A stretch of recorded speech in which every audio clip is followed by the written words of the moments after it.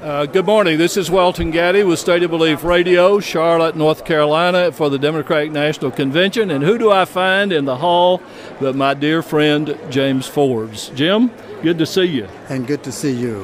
What role is religion playing in this election?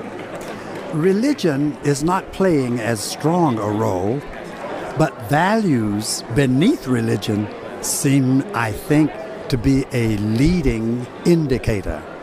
Fundamentally, the values about justice, I think that's what we're up for. Mm-hmm. That is, what is the vision of the kind of world we want? And you decide make your choice on whose vision most closely approximates what we think of as the kingdom of God on earth. And I don't think it's the Republicans are not using the social values as much. Democrats are beginning to have to talk about it because of some positions the president has taken.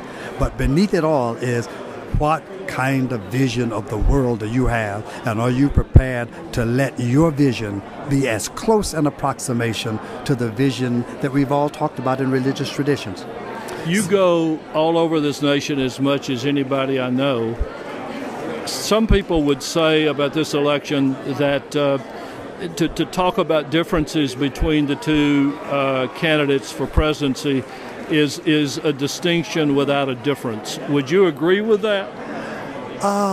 Let me say, this year we are able, if we want to talk about a dividing line in terms of moral issues. Mm-hmm.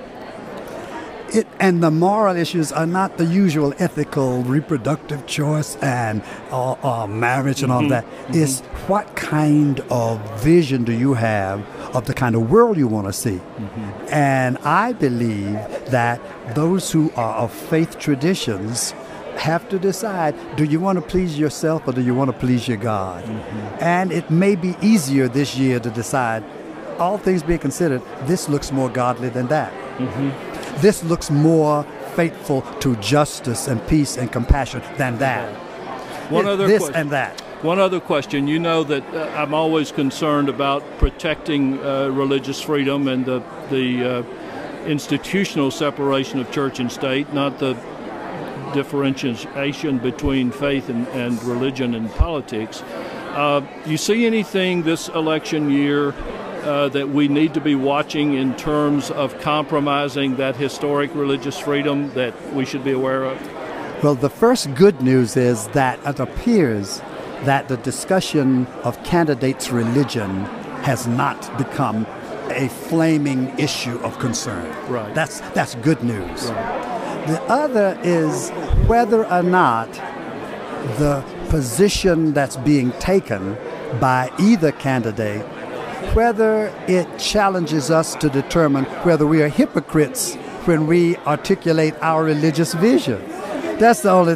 This year, the issue is, will the real hypocrites stand up? People who speak one thing, but whose intentions are quite another.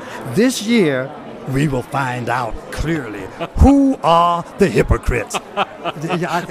Listen, that we got to stop on that one. That's as good as it gets. Well, all right. Thank you, Jim Forbes, always for what you do everywhere you go. Well, my pleasure. Thank you so much. Welton. All right. This is State of Belief Radio.